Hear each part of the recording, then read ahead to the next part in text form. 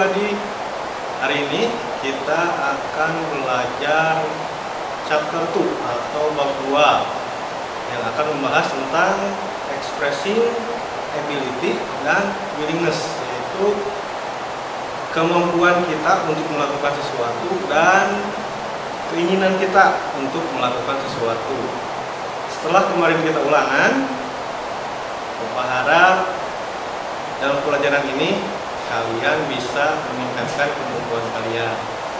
Ya, mari kita mulai masuk ke dalam pelajaran.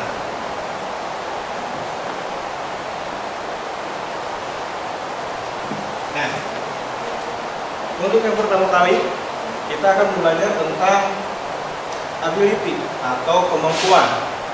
We can do it, kita bisa melakukannya. Ketika kita ingin mengekspresikan ability atau kemampuan, kita menggunakan kata can, ya, yang artinya bisa atau dapat.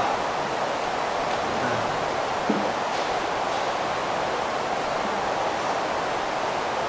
ekspresi about ability atau ekspresi tentang menyatakan kemampuan digunakan untuk mengekspresikan kemampuan seseorang dalam melakukan sesuatu. The pattern atau rumusnya, kalau dalam matematika rumus, kalau dalam bahasa Inggris pattern, formula, rumus sama saja ya. Untuk kalimat afirmatif atau kalimat positif, rumusnya subjek ditambah can ditambah infinitif.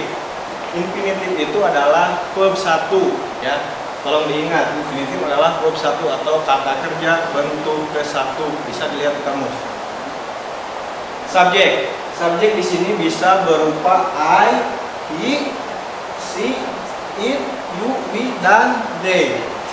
Semua kata tersebut tinggal diikuti dengan kata can, lalu diikuti oleh infinitif. Infinitif di sini adalah play. Ya, play itu adalah kata kerja yang artinya bermain. I can play chess. Saya bisa bermain catur. Itu contoh untuk kalimat positif. Sekarang lanjut ke kalimat negatif. Rumusnya sama, tinggal ditambah not setelah can atau jadi cannot, tapi di sini ditulis can. Can ini adalah singkatan dari cannot supaya mempermudah ya. Untuk rumusnya seperti itu. Lalu untuk contoh penulisannya sama, subjeknya berupa ini, ada 6 atau 7 ya. Lalu diikuti can, lalu setelah itu baru diikuti infinitive play, lalu ada kata benda lagi atau objek chess.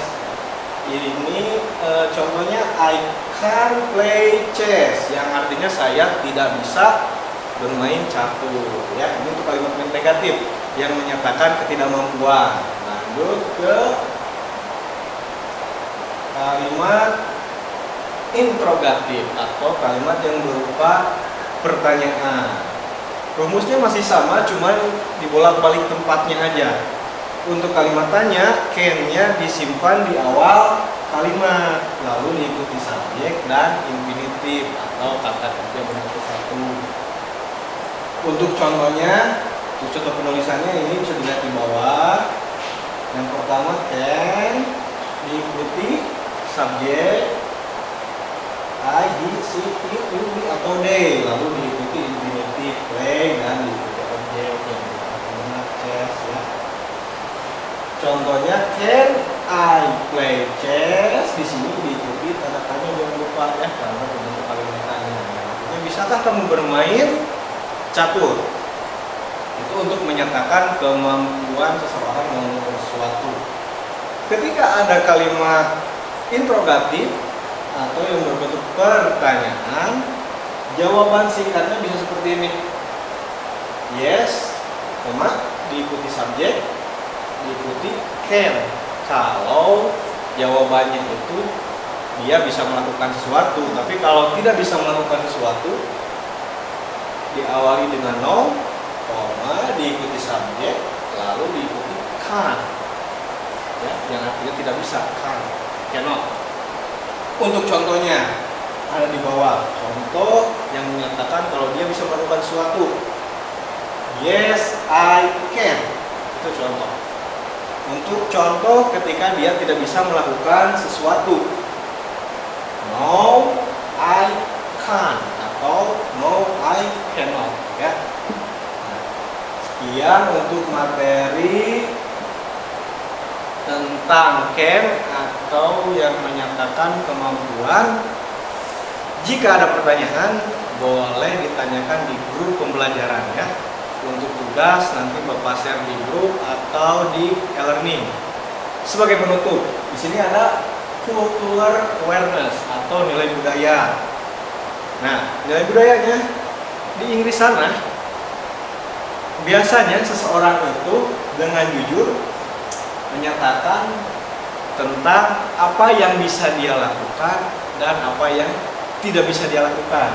Tetapi di negara kita, di Indonesia, kadang orang itu malu-malu untuk mengakui bahwa dia bisa melakukan sesuatu, sehingga dia mengatakan kepada orang lain bahwa dia tidak bisa melakukannya, meskipun padahal pada kenyataannya dia bisa melakukan hal tersebut.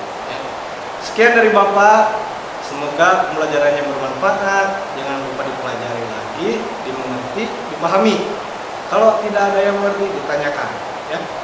Wassalamualaikum warahmatullahi wabarakatuh.